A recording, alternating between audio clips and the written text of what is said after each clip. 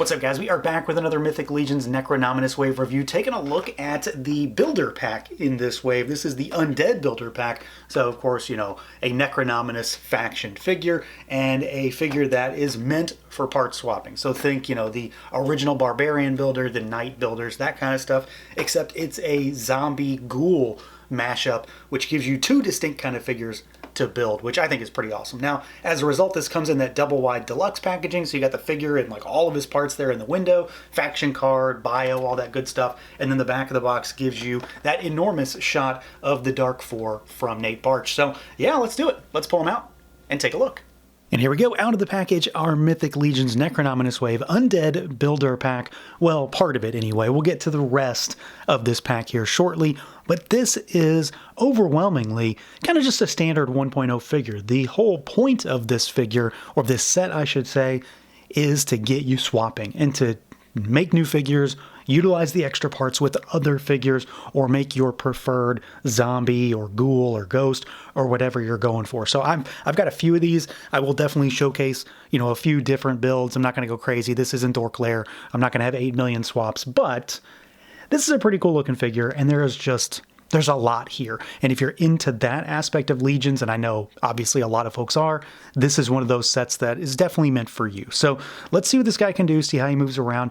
This is still a 1.0 figure, but it utilizes some of the, we'll say, rarer parts. It's not really the best way to say it. You know, we've got like Pox's arms, Red Death legs, things like that. The slimmer zombie parts that have only been out for, you know, a year-ish or so.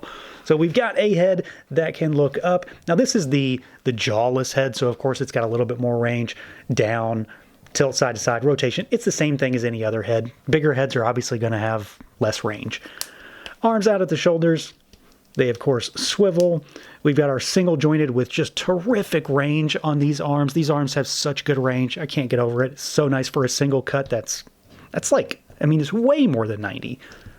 Swivel, gauntlet swivel, wrist swivel, and hinge, of course, normal stuff there. We've got our ball peg waist, so he goes backwards about that far. It doesn't really go backwards too far, too much further, you're going to pop it off. Forward, tilt side to side, you got your rotation there. Of course, the legs are going to go out. This skirt does have a slit in it, so there's no problems with mobility outwards. They do kick forward pretty much all the way, backwards. You do have a thigh twist up there. There is a single jointed, that's a full 90, at least full 90, swiveling knee, and then you've got rotation going up into the ankle. You've got your rocker, and then, of course, you've got hinges. So, I mean, 1.0 figure through and through, but because of the parts library being used here, he does have, and features pretty heavily, some of the enhanced range that we've been seeing with new figures going forward. Now, the real meat of this set, beyond all the extra stuff we'll talk about in the accessories, is the two distinct types of figures you can make. So I've got two sets that have been used to build two figures. They aren't really utilizing everything. You can beef these up a little bit more with everything that they've got. But I've got a zombie here, and I've got a ghoul or a ghost or whatever we're going to call them. And they've got mostly the same parts. This guy has the gorget. This guy has like the bib. I don't know what you call that thing that sits around the neck that sits flush with the armor. I'm not sure. And then he's got the pauldrons. You only get one set of pauldrons, but you get both of the neck collar type pieces. They feature the same armor. That's unique for this set. So you get that brown leather armor, and you get one set of armor. You get the greaves for the legs, you get the bracers, all that stuff. And then you get two full sets of limbs to mix and match or make whichever type of figure you want. So they are the same limbs. They are Red Death, Poxus style limbs. So they're that slimmer, zombified, decayed flesh type of limb. It's obviously much more evident on this guy because he's fully painted, and it does really bring out all that detail. So we've got these limbs in yet another set of colorways, and of course you can get really weird with it and mix and match and do whatever you want. I really, really like both of these types of builds. I'm gonna lean a little heavily towards the translucent guy just because I love translucent stuff so much, but the zombie heads that you get really, really help sell the idea of these being full-on zombies. And these are kind of my, if we're going straight, you know, Ghost and straight zombie. These are like my preferred builds at the moment, what I really like, and it's mostly coming down to the heads. I absolutely love both of these heads, and this thing right here may be one of my favorite heads in quite a while, and it's just half a skull, really. It's crazy. But I really like these. I will say, just to kind of get it out of the way, this does not glow in the dark. I know he looks like he's going to. He absolutely doesn't. He does react to blacklight really, really heavily, but he doesn't glow. And then, of course, ultimately, these are really the exact same figure, depending on how you kit them out. They just happen to have different paint schemes to them. But I really, really like this set of armor in this color, that sort of chocolatey, oaken-style brown that you've got there. It's an easy way to get some brown leather goods, because it's full leather armor for the torso and the waist. We've got the gunmetal for the bracers and the shin guards down there. And then, of course, we've got these pauldrons, and you've got the gorget and the bib that they've got. This is all pretty heavily Ilithia armor for the most part, with the waist piece, and the shin guards are pretty heavily used in Ilithia. One of the All-Stars waves, I believe, features those. And then, of course, the pauldrons, the torso, all that stuff. But then we've got some relatively rare pieces with the limbs and the feet here that have only just, been around for a short while. So this is a really good way to sort of beef up your ghoulish undead army. And it's everything you come to expect. We all know the quality that's here. It's the same sculpt, the same paint application that you've expected to find with the Horsemen. This guy is a little bit harder to kind of showcase just because, well, a lot of it is clear, but you can see really, really well just how much detail is crammed in when you go over the zombified parts. And then I really think the crowning, no pun intended, parts of both of these figures when it comes to building them out is going to be just which heads you pick. And these are my favorites so far. The Ghost Dude specifically because of this like ethereal energy stuff that comes out of the eyes. Those are separate pieces that you slot in and they come out. He has no lower jaw, which is... it's like half a head, but it's so cool. And in conjunction with this stuff that's coming out, I think it works really, really well. And then, of course, we've got our zombified head. And this is my favorite because, well, I'm sure it's obvious why.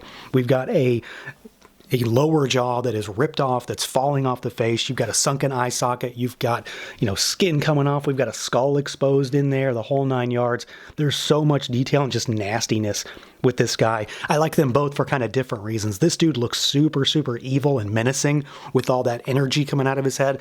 And this guy just showcases the level of detail and sculpt and paint that we get with this line, while also being very unique, especially compared to damn near every other head we've gotten for a while. So a lot of these guys is very unique in terms of the approach, the color schemes, the parts, the new heads, but then the rest of them is fairly standard stuff. It's a lot of 1.0 stuff that we've seen over the past few years.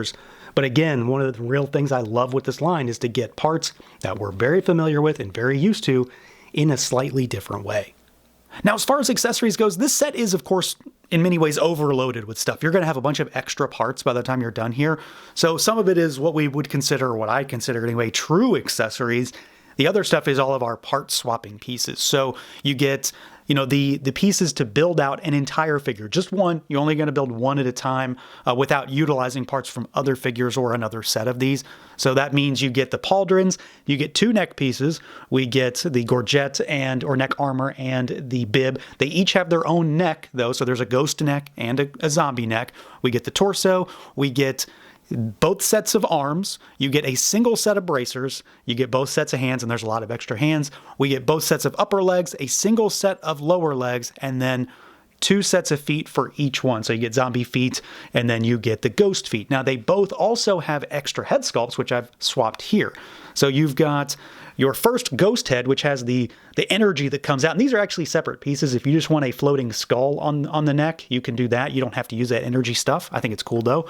We get this one, which looks a little bit more ghoulish to me, if you want to call it that. He looks a little angrier. He's got a gaping maw of jagged teeth. And then we've got this one, which is a little bit more put together than the one that is literally, all falling apart, which I really love that.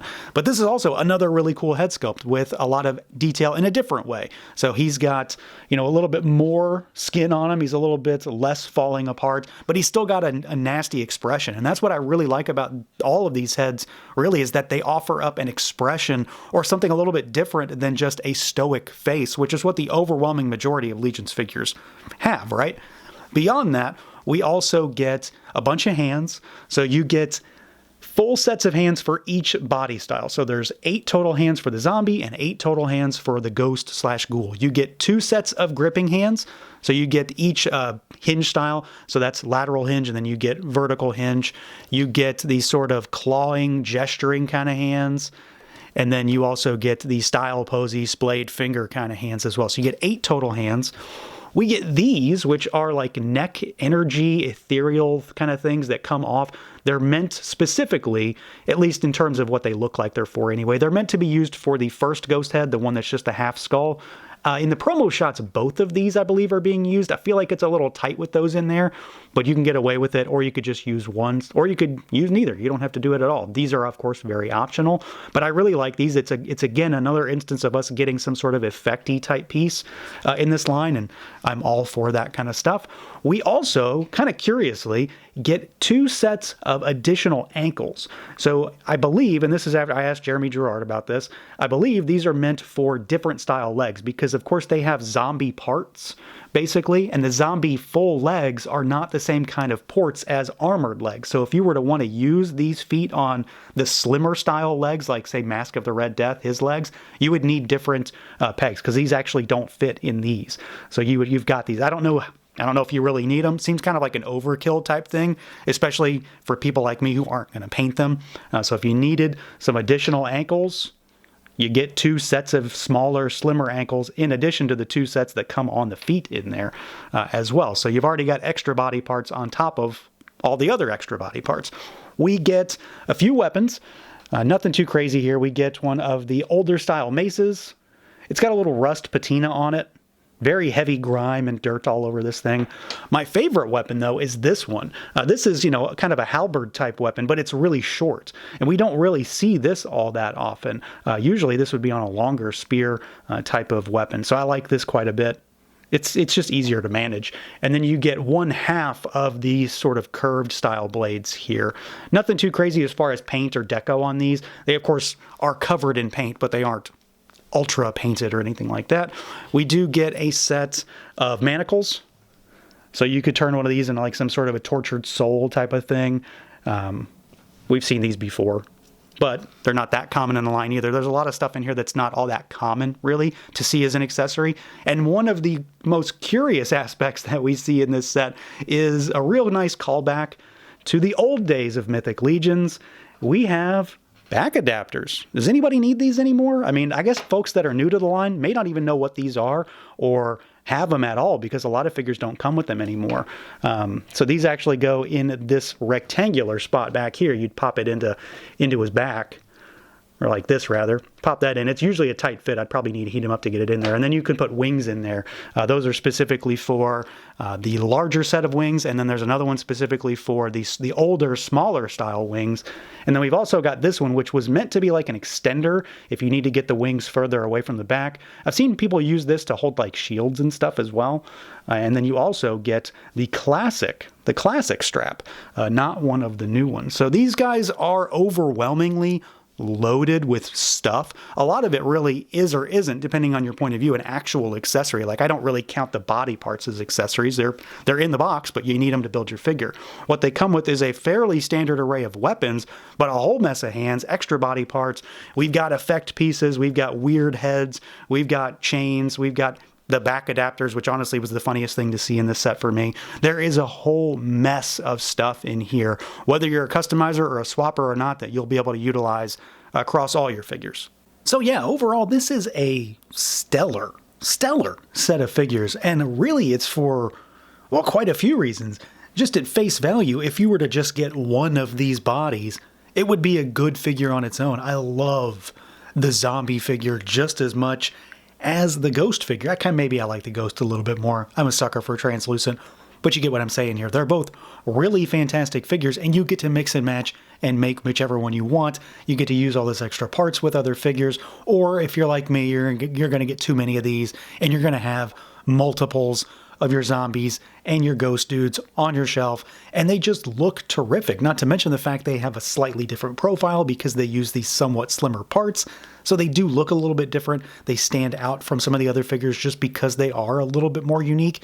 And then at the end of the day, this is a really solid set with a ton of parts, especially if you're into swapping and customizing. So that's going to do it for this look at the Mythic Legions Necronominus Wave Undead Builder Pack. Let me know what you guys think.